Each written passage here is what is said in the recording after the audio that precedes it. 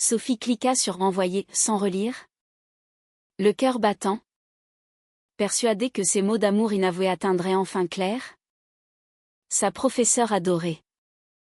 Mais l'email partit vers la liste de diffusion du conseil d'administration de l'université Sorbonne, exposant son secret lesbien à des dizaines de hauts responsables. Le lendemain matin, son téléphone vibra sans relâche, appels anonymes, messages de soutien mitigés et une convocation immédiate du doyen. Sophie, 25 ans, étudiante en littérature à Paris, avait toujours vécu dans l'ombre de ses sentiments. Issue d'une famille catholique conservatrice de la banlieue lyonnaise, elle avait appris à taire ses désirs, à les enfouir sous des couches de normalité apparente. Sa mère, une infirmière pieuse, et son père, un ingénieur rigide, attendaient d'elle un mariage traditionnel, des enfants, une vie linéaire. Mais depuis son arrivée à Paris 3 ans plus tôt, Sophie avait commencé à craqueler cette façade. Les soirées avec des amis progressistes, les lectures de Simone de Beauvoir, et surtout, les cours de Claire Moreau, professeure adjointe en études de genre, avaient allumé en elle une flamme interdite. Claire, 28 ans, était tout ce que Sophie admirait, confiante, intellectuelle, ouvertement queer dans ses cercles privés mais discrète professionnellement. Ses cheveux blonds coupés courts, son style androgyne chic, et sa voix chaude lors des débats en amphi avaient captivé Sophie dès le premier semestre. Elle s'était rapprochée lors d'un projet de groupe, des discussions tardives sur le féminisme intersectionnel se muant en confidences personnelles. Sophie avait perçu des regards complices, des touches fugaces, mais n'osait pas franchir le pas. Jusqu'à cet email impulsif, rédigé après une nuit blanche, Claire. Je ne peux plus ignorer ce que je ressens. Votre intelligence, votre force, m'attirent irrésistiblement. Je sais que c'est risqué, mais je dois vous le dire, je suis amoureuse de vous. Le scandale éclata comme une bombe. Le doyen, un homme d'une soixantaine d'années aux principes traditionnels, convoqua Sophie dans son bureau aux Boiseries anciennes. Mademoiselle Dupont, cet email est une violation flagrante de notre code de conduite. Non seulement il implique une relation inappropriée avec une enseignante, mais il expose l'université à des controverses publiques. Sophie, les mains tremblantes, balbutia des excuses, expliquant l'erreur technique une mauvaise liste de contacts. Mais le mal était fait. Claire fut informée par un collègue, et son visage pâlit en lisant le message relayé. Elle contacta Sophie par SMS, on doit parler. Urgent.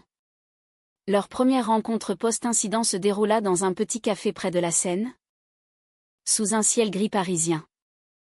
Claire arriva en avance, nerveuse, son manteau serré contre elle. Sophie. Qu'est-ce qui t'a pris? Ce n'est pas seulement personnel. C'est professionnel. Je risque ma carrière. Sophie.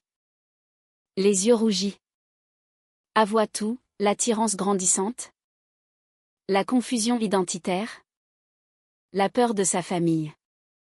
Claire écouta. Touchée malgré elle. Elle aussi avait traversé des tourments similaires à son âge, venant d'un milieu provincial où l'homosexualité était tabou. Je ressens quelque chose pour toi aussi, admit-elle enfin. Mais on ne peut pas. Pas comme ça. Pourtant, cette confession alluma une étincelle. Elles commencèrent à se voir en secret. Des promenades nocturnes dans les rues de Montmartre. Des discussions passionnées sur l'identité et la société. Sophie se sentait vivante pour la première fois. Mais la pression montait. Des rumeurs circulaient à l'université, des étudiants chuchotaient. Des professeurs lançaient des regards suspicieux. Le doyen lança une enquête interne, interrogeant Claire sur d'éventuels conflits d'intérêts. Claire? Pour se protéger? Ni à toute relation personnelle? Trahissant ainsi la confiance naissante de Sophie. C'était nécessaire? Expliqua-t-elle plus tard. Si je perds mon poste, je perds tout. Sophie, blessée, rentra chez elle en larmes, se demandant si cet amour valait le prix. À la maison, sa colocataire et amie proche, Marie, remarqua son désarroi.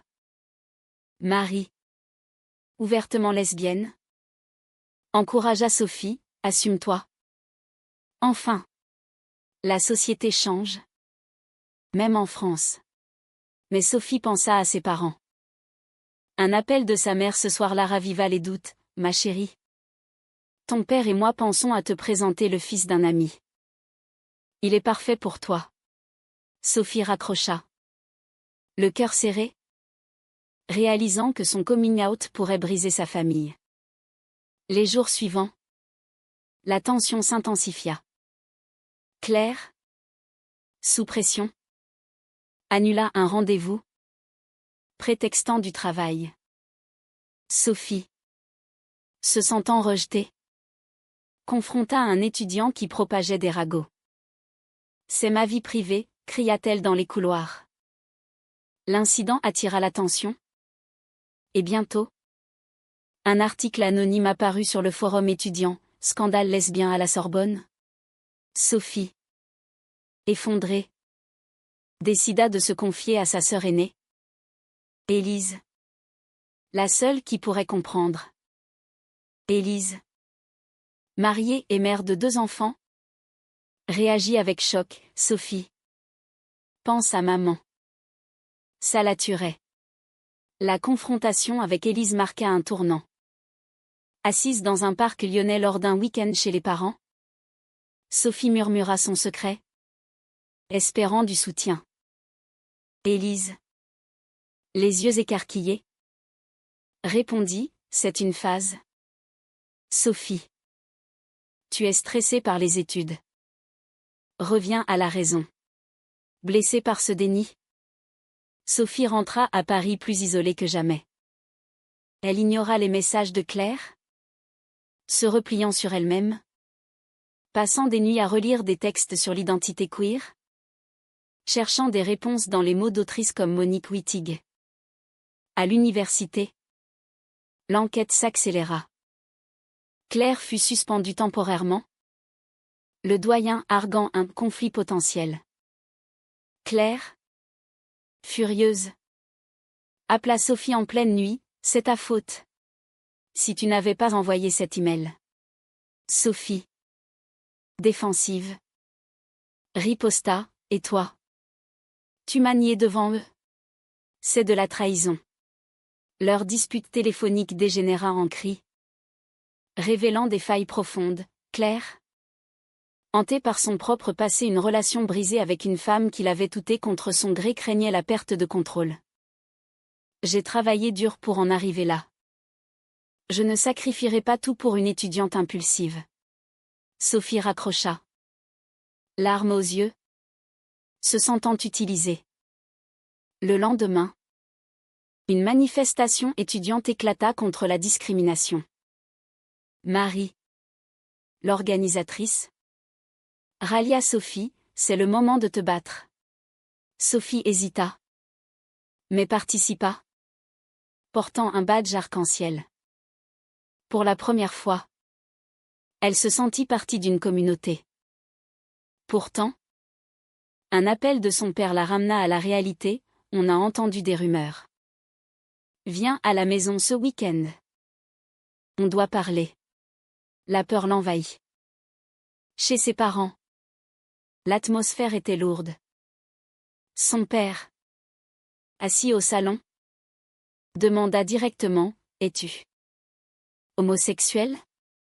Sophie, tremblante, nia par réflexe. Mais sa mère fondit en larmes, pense à l'église. À notre réputation. Sophie partit en claquant la porte, choisissant le silence comme armure. De retour à Paris, elle confronta Claire dans son bureau vide. « On arrête tout ?» demanda-t-elle. Claire, épuisée, secoua la tête. « Non. Mais on doit être prudente. » Elles s'embrassèrent pour la première fois. Un baiser chargé d'urgence et de désespoir. Mais ce moment fut interrompu par un collègue de Claire, qui entra sans frapper. Le regard qu'il lança en dit long. Le lendemain, Claire reçut un avertissement formel. Pour se protéger, elle décida de distancer Sophie. « C'est trop risqué maintenant. » Sophie, dévastée, se tourna vers Marie pour du réconfort, mais découvrit que Marie avait des sentiments pour elle. « Je t'ai toujours aimé, » avoua Marie. « Claire te fait souffrir. » Sophie, confuse, repoussa l'avance, loyale malgré la douleur. Les conflits intérieurs s'amplifièrent. Sophie manqua des cours. Ses notes chutèrent. Elle consulta une thérapeute universitaire, explorant ses doutes. Suis-je vraiment lesbienne? Ou est-ce une rébellion? La thérapeute l'encouragea à s'accepter. Mais les pressions familiales pesaient. Un email de sa mère: reviens à la messe avec nous. Dieu te guidera. Sophie ignora. Mais le guilt la rongeait. Pendant ce temps, Claire luttait avec sa conscience. Elle confia à une amie proche: Sophie me fait remettre en question tout. Mais ma carrière. L'amie conseilla la prudence, rappelant les lois françaises sur les relations professeurs-étudiants. Une trahison majeure survint quand Marie, jalouse, envoya anonymement des preuves de leur relation au doyen des captures d'écran de messages. Sophie, apprenant cela par un ami, confronta Marie: comment as-tu pu? C'est de la trahison pure. Marie, en larmes: je voulais te protéger d'elle. Leur amitié vola en éclats, laissant Sophie plus seule. Elle appela Claire. Paniquée, tout s'effondre. Claire, sous le choc, décida de démissionner pour éviter un scandale plus grand. C'est le prix à payer. Sophie pleura, réalisant le coût de ses choix. Avec la démission de Claire, le vide s'installa. Claire trouva un poste dans une petite université de province, à Bordeaux, loin de Paris. Elle envoya un message d'adieu à Sophie: peut-être dans une autre vie. Sophie, effondrée, passa des jours cloîtrés, questionnant chaque décision. Ai-je détruit sa vie? Se demanda-t-elle. Hantée par la culpabilité. Ses parents, sentant le malaise, insistèrent pour une visite. À Lyon, la confrontation éclata. Son père, furieux après avoir lu un article en ligne sur le scandale: c'est vrai? Tu aimes les femmes? Sophie. Cette fois. Avoua: oui. Papa. C'est qui je suis. Sa mère s'effondra, invoquant la Bible: c'est un péché. Son père la chassa temporairement: réfléchis bien. On ne tolérera pas ça.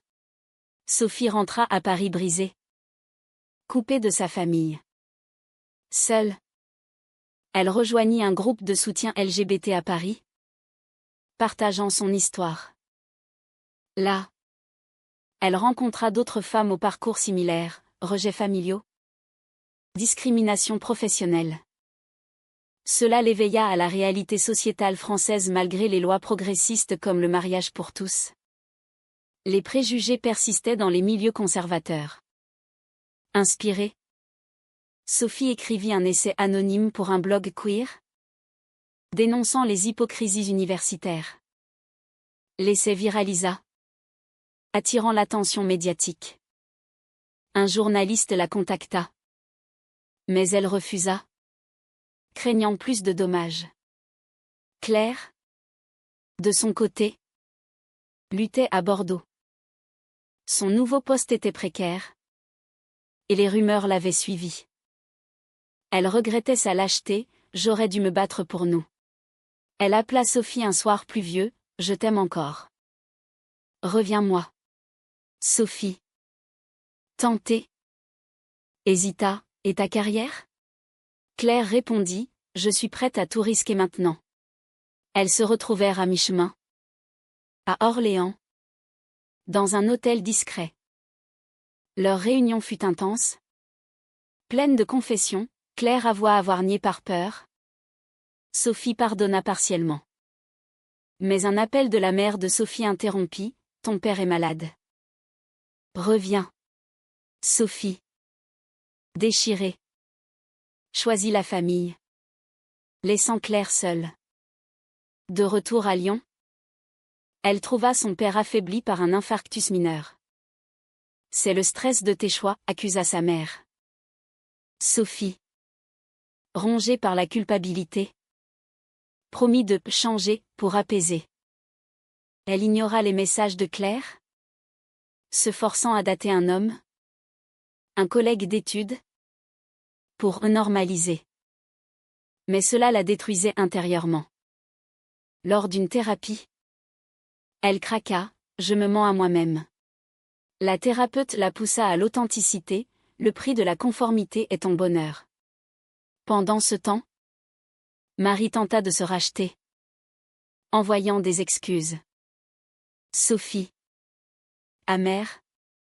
Refusa, la confiance est brisée. À l'université. L'enquête close. Mais les regards persistaient. Sophie changea de majeur. Évitant les cours de genre.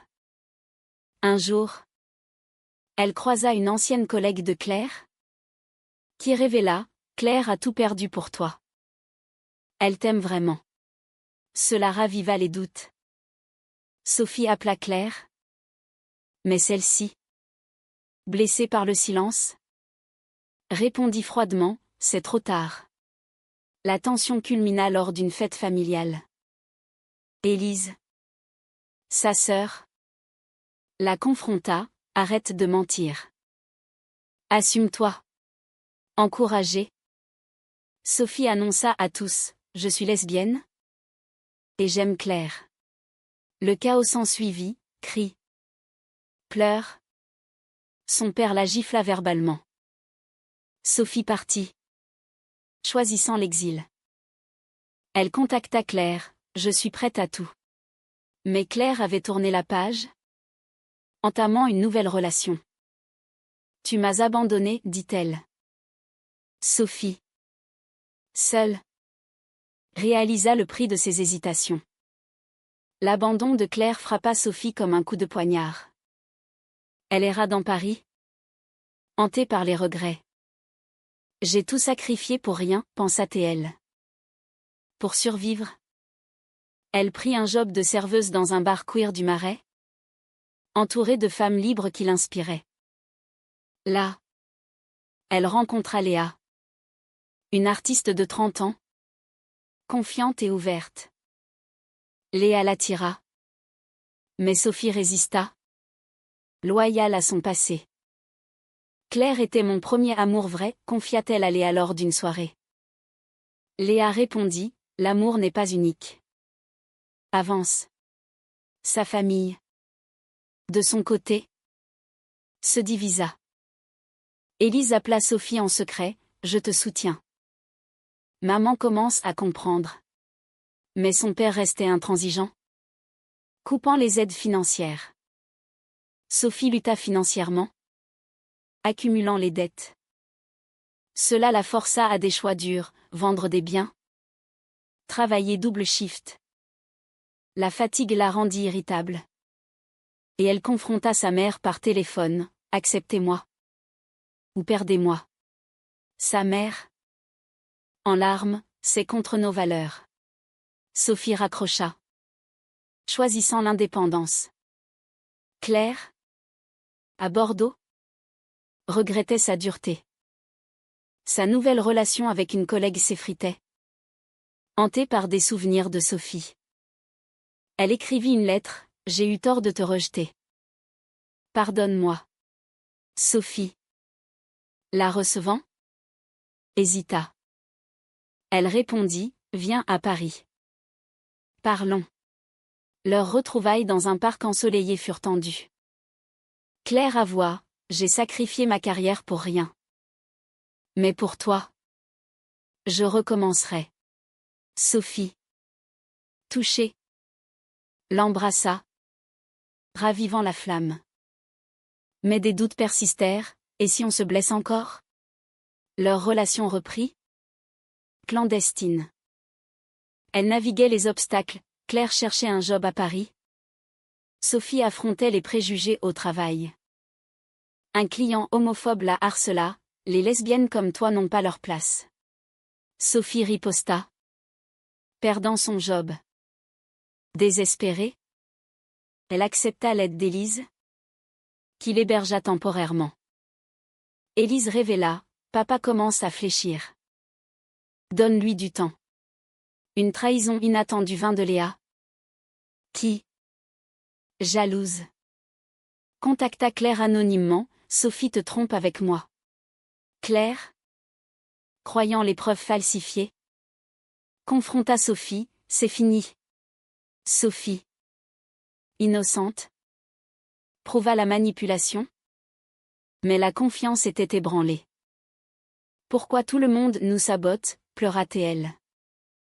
Elles décidèrent d'une pause pour réfléchir. Sophie, seule, rejoignit une marche des fiertés, criant pour ses droits, trouvant force dans la foule.